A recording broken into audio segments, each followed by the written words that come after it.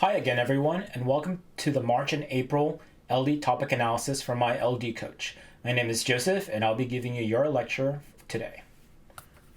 So let's get right to it. The topic for the next couple of months is resolved in a democracy, a free press ought to prioritize objectivity over advocacy. At first glance, this topic sort of feels shallow, where objectivity can sort of feel like an advocacy, and I've seen some memes about it, but nothing can be farther from the truth when you delve deeper into the topic. So let's get to it. My initial thoughts. The key thing that most people will have to realize on this topic is media advocacy will be the central question on what the judge will decide on. I.e., is the way that media has been advocating for XYZ been a good policy, or has it been doing more damage in terms of the value criterion debate? Next, please don't make this a definitions debate about advocacy versus objectivity. One, your judges are not going to like it, and this is probably going to be the worst way to engage a topic when there is so much more that we can take into account when we're dealing with the clash debate. Next is the democracies. In this topic means that this will be sort of similar to the October 2021 topic, where we talked about in a democracy, compulsory voting ought to be mandatory. So there are some similarities, but voting and the media have enough differences where most of the cases from October will not be able to apply, other than like democracy good and then changing the internal links to that, right? So because this is a democracy topic, freedom is going to be a main distinguishing factor as to whether or not an affirmative or a negative may win. Now, freedom is not the only thing, because the value criterion debate may change how judges should evaluate their own, but freedom and democracy go hand in hand. And lastly, you'll need to know quite a bit about news journalism and the history of news journalism to get a really good look as to what this topic can afford you, both on the affirmative side as well as the negative side. So let's go right into the nitty-gritty of it. The first definition that we'll talk about in this topic is the word democracy. As we previously mentioned in the initial thoughts, democracy is going to be a central question, but not insofar as just like why democracy good is bad. We've isolated that this will be about democracies and only democracies. So what does democracy mean? Well, democracy, coming back from the ancient Greek, means demos, which means the people, and kratia means power, i.e. power by the people. So countries that are ruled by people, usually through elections in which they vote officials into power. This does a few things. Means that there are only so many democracies in the world. One of the things that you all probably want to check out is the Democracy Index by the Economic Intelligence Unit, which rates the democraticness of a nation based on a range of criteria, right? I have listed the amount of countries that probably fall into a democracy and don't fall into a democracy. So full democracies, flawed democracies, hybrid regimes, authoritarian regimes. The first two are definitely working democracies, where a hybrid regime is almost like a failed democracy, and an authoritarian regime is one that is ruled by a dictator or king or queen, where they do not allow free elections to occur. So I know what a lot of y'all are asking. Where does the U.S. fall into this? Well, the U.S. falls into the flawed democracies because of current challenges within the political landscape that have occurred in the past few years. But it still falls as a democratic model, which means that the U.S. is definitely a topical AF, and it's probably where most people want to go in terms of like where they want to take this debate, because the literature is there and the history is very easy to access. And this is something that we live with in our everyday lives, especially for our judges. The next definition is a free press. So a free press is the ability of the press to report on matters of public interest as defined by Freedom House, which is the oldest American organization to defend democracy. I think this was established during the Roosevelt era, and I think Eleanor Roosevelt was one of the main founders of the Freedom House. That being said, it is government controlled now, and it may or may not be the best definition, but their definition of the pre-press is pretty much core, right? Because other definitions are basically the same thing. I just took this because it's sort of important. So the free press within the Constitution is, I think, in the first one, where it is guaranteed within America to have a free press. And not gonna lie, a free press is also a qualifier for what makes a democracy, i.e. the free press is usually seen as the fourth arm of democracy. And the reason why is because if a free press cannot report the ongoing matters of the nation to its population, are people going to be able to vote with a clear conscience of mind that they know why they're voting? Or are they going to vote and guess which policy is good or bad, right? Only through a reporting of issues going around the world will create informed citizens about current ongoing situations so that they are most informed to be able to participate in democracy, right? The word ought is sort of important here because not every district is going to be progressive and not every district is going to be traditional.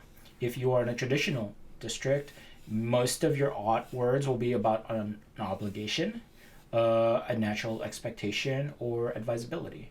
For circuit debaters, this gets you access to topical actions associated with fiat. Means that you can probably do a plan. If you're in a trad circuit, please don't do this because you're going to confuse everyone, and you don't generally involve solvency when you're doing traditional affirmatives, so don't. But ought is just there so that we can make also comparisons and how we can go about it. We have an obligation to see whether or not objectivity in media is better than advocacy in media, right? The next word is prioritize, wherein one concept is more important than the other, or an order of importance, i.e. in this debate, we're directly comparing advocacy and objectivity and figuring out which one is more important than the other. How we'll figure out why one is more important than the other comes down to the value criterion and how we lay out our cases, right? And objectivity. Now this one's important because this one is sort of like a fairly new concept, if I'm being honest. This is less than maybe over a little 100 years old. So it's a method of testing information, a transparent approach to evidence, precisely so that person and cultural biases will not undermine the accuracy of their work. Now, why did this have to occur? Well, journalistic objectivity stemmed from the 1920s as a reaction to super sensationalist news that occurred previously in the past couple of decades, maybe I think 3 decades beforehand, where an invention, when we talk about it in the subjectivity area or advocacy area, made media advocacy an important thing to be pushing because of politics, of money, and because it sells a lot, right? So Walter Lippmann, who was an associate editor at the New York World, I think in the 1920s and 30s, in order to challenge, right, multiple ways of reporting, they were like, no, we need to report in one specific manner conducive to like something like the scientific method, right? And it is a unity of method rather than the unity of discipline experiment wherein you report the facts, you report the issue, and only that without creating a slant bias to the left or the right. If we are looking for a modern example, I think most news that does not create an opinion piece on it, where there's just like a fire broke out here, it was damaging in it, and it broke or it damaged these amount of homes, and this is the acreage that was affected, and here is what the firefighters are doing. That's a form of objective reporting, right? If we're looking at news organizations that typically do this, I'm going to be honest, there's not a lot left that just only do objective reporting. I think one of the last major ones was actually Headline News, which I don't remember them existing anymore. And if they do, please someone inform me because that would be really helpful. Where they would repeat the same 2-hour clip, where they would report the same news about what was going on in the nation and around major regional areas so that people in America know what's going on without creating a slant to the left or the right or trying to advocate for a change in policy through the opinions of experts or their own broadcasters, right? The problem with headline news was it was sort of boring. It's hard to create a connection to the people reporting when they are only reporting and they are not creating a connection to the person. So there were consequences associated with that in terms of them existing today as a major media platform, right?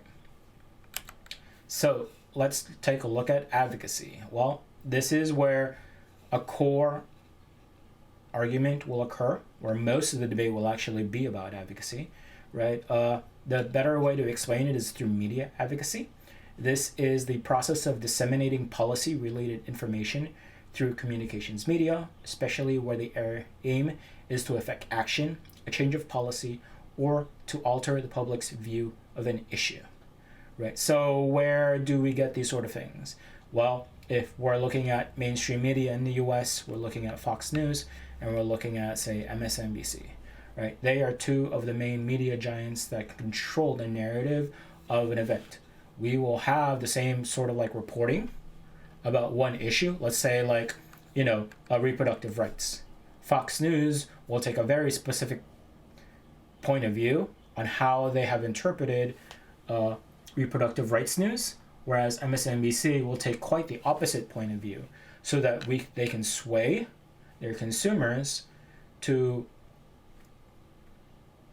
change their views to their point of view, as well as when they go to the ballot box, right, and these issues come into the forefront, they'll be more likely to vote in the way that the media has been portraying those issues to them, right?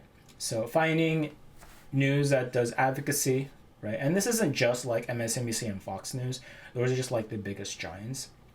There are also forms of alternative media.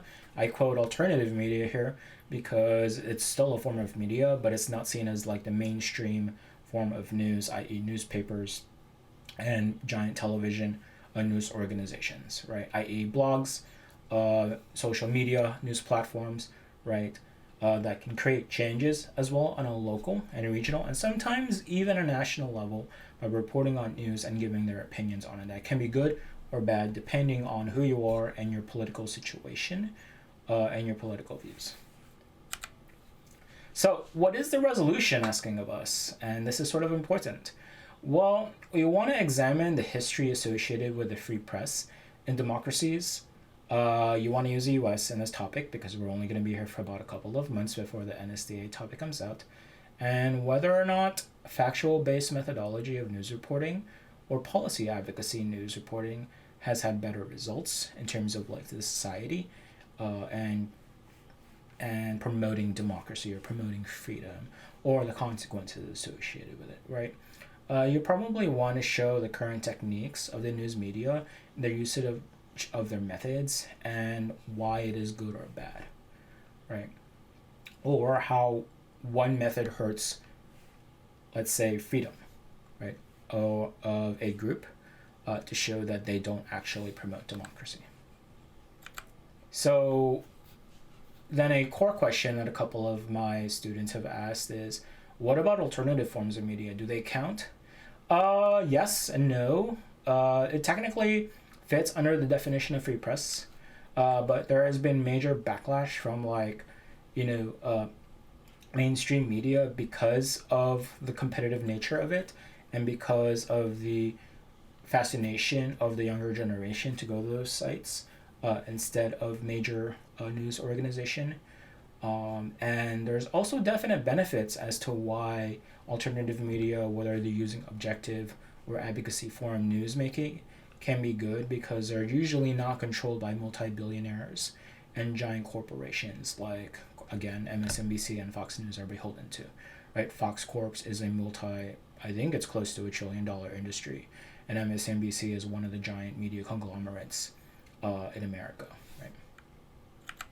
So, short history lesson. Well, the Constitution was made. We fought a war about it and why we should not be, why we should be free. We ended up ratifying it in the Constitution after a lot of bickering between the states and the federal government, and we established freedom of the press as one of the core tenets within the First Amendment of the Constitution. And for a good while, the press was sort of like regional based and situated only in a local area because, one, communications couldn't go that far, and two, printing paper was very, very expensive and very, very methodologically difficult in terms of like getting the press situated so that they can quickly make newspapers, right? So what happened to change all that? What was the main transformation within society? Well, we ended up advancing electricity like no one's business. We ended up creating telecommunication methods. We ended up making railroads. We ended up increasing the transportation possibilities of America to increase reach of our businesses. And one of the major inventions that also helped that was offset printing, which occurred in the late 1800s. I want to say 1880-ish. But there was a revolution about it shortly after that made it very, very easy. And I think this is called lithographic printing, where they made the process of printing paper so fast that you could churn out articles by the dozen very quickly. And that changed how news media was going to occur from the forefront, right? So when we talk about it then today, well, one of the things we want to look at is follow the money. Why do these news organizations report the way that they do? I'm going to be honest, media advocacy is very, very lucrative in terms of money because of consumers, right? Consumers like to feel a connection to their experts and to the media personalities. And without that, I'm pretty sure that approach would not have taken to the same degree that it has now. There are major sponsors, right? Every time we talk about a news organization feeling backlash through one of the reporters, it usually has to do with sponsors pulling out of ads, and that will cost the company millions of dollars for that specific reporter, and they will generally replace them or chastise them in one way or another so that the sponsors are happy, right? So how do they generate cash flow? Well, you watch the TV, you watch the ads end up paying for a good chunk of it. But what about objective reporting? And that's part of the problem, right? In objective reporting, there's not as much sensationalism and it's very factual based. And so there is less cash flow.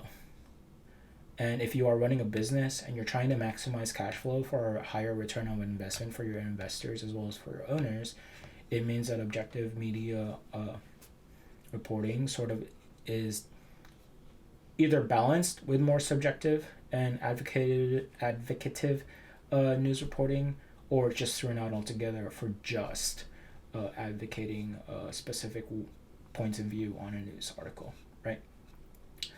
So how that has occurred in the status quo will definitely change how you all run your cases. So let's go to the value criterion and AF next, because this is what you all are wanting to know about. So for the values, these are just some of what you can use, right? Quality of life. How has news media changed the quality of life of individuals pertaining to, consumption of news media, as well as the effects of people voting and the effects of society when it comes to the quality of life issues associated with advocative versus objective news reporting, right? Safety. Has there been news reporting that has actually endangered people? I'm going to be saying yes, right? Because privacy has gone out the window, right? Things like the paparazzi exist, and they're definitely a form of, advocative news reporting that may be seen as a peripheral of news media, but still is there, i.e. TMZ exists, right? And while they do news, they also want to expose things because it makes a ton of money. And so value of safety exists. Autonomy,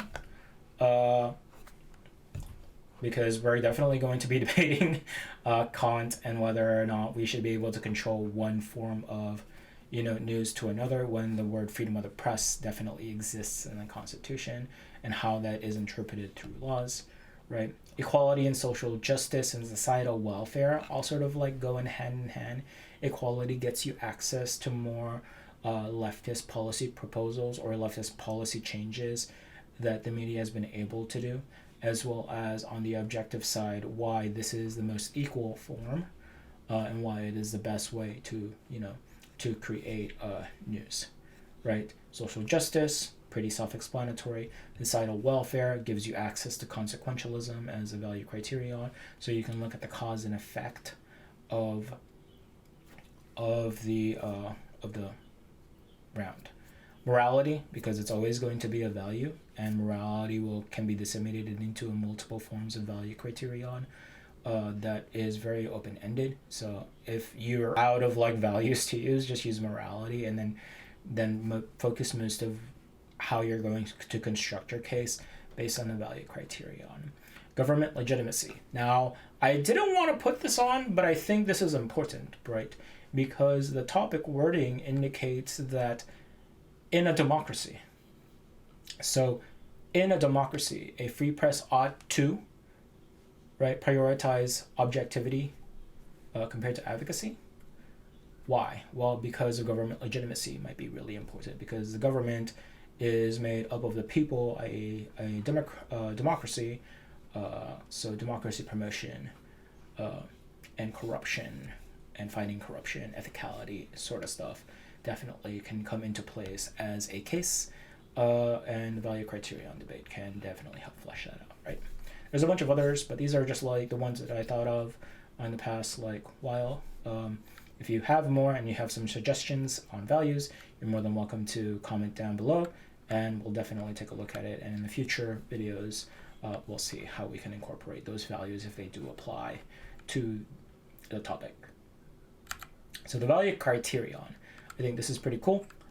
Again, first off, you get consequentialism because there's a cause and effect, and body counts matter. It has objective news reporting actually hurt people, probably not as much as you think. Has advocating for policies as a form of media hurt people or helped people? Definitely. You can definitely have a neg case based on consequentialism, and I'm not gonna lie, you probably should, because you can change the consequentialism to mean other things like structural inequality, and it'll probably still apply, but consequentialism definitely comes into play. Structural inequality, because when we think of media advocacy, we're only looking at it from like the bad perspectives, but we're not looking at the really good portions of media advocacy, i.e. their job is to expose really, really problematic behaviors and spot a light on it so that we can do structural reforms in our democratic system. And fixing those structural issues by making things more fair for individuals is definitely something that we should take a look at when we are looking at this topic. Now, because this is a democracy topic, we also access freedom as a value criterion. Freedom and equality sort of like go hand in hand, but definitely something we could take a look into account. Materialism just means like the effects of people in terms of what they have and what they don't have. This one is more like an offshoot thing if you decide to do this, because materialism goes into the free market, sort of like debates that you can have in this topic.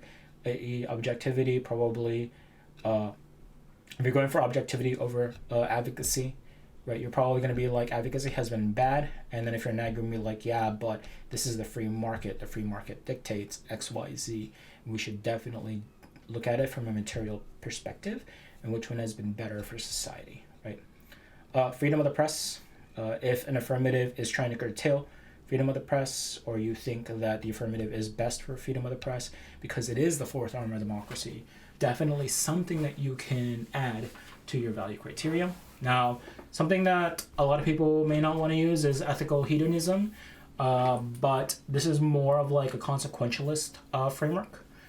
Deals with whether or not something is pleasurable or painful, and we can usually evaluate that through consequentialism.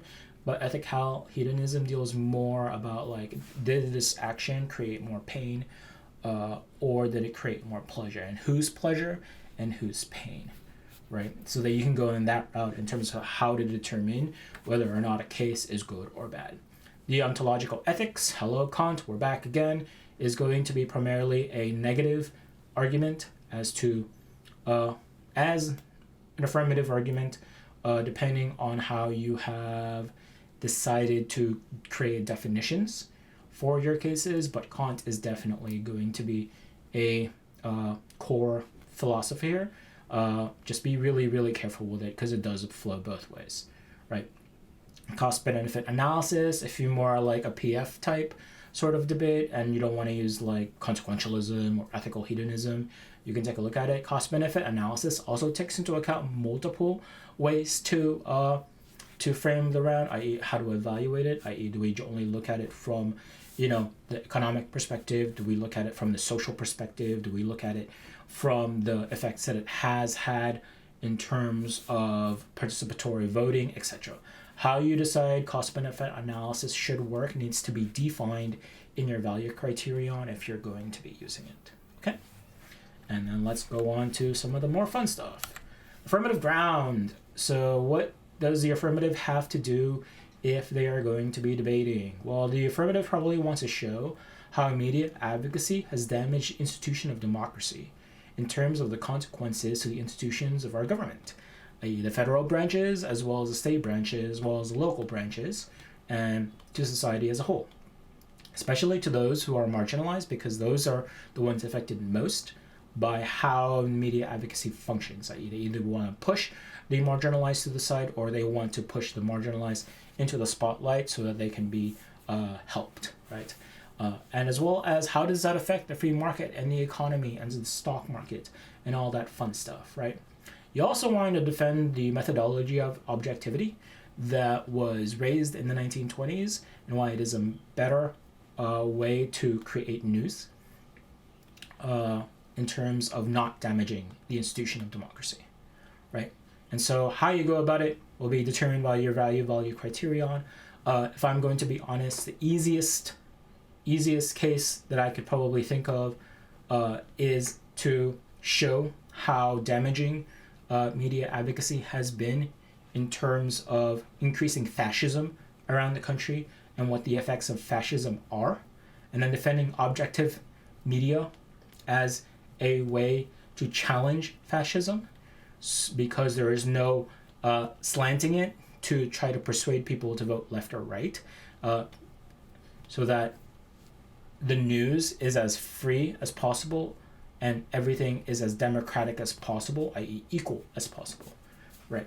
Definitely an easy 1AC to write out. I would make it, consequentialism, or I would write it through social inequalities and then go from there. So the negative ground, well, you sort of want to have to defend how media advocacy has been good, right? So how have they been good? Well, they put a spotlight on social movements that can challenge public injustices that are going around, right?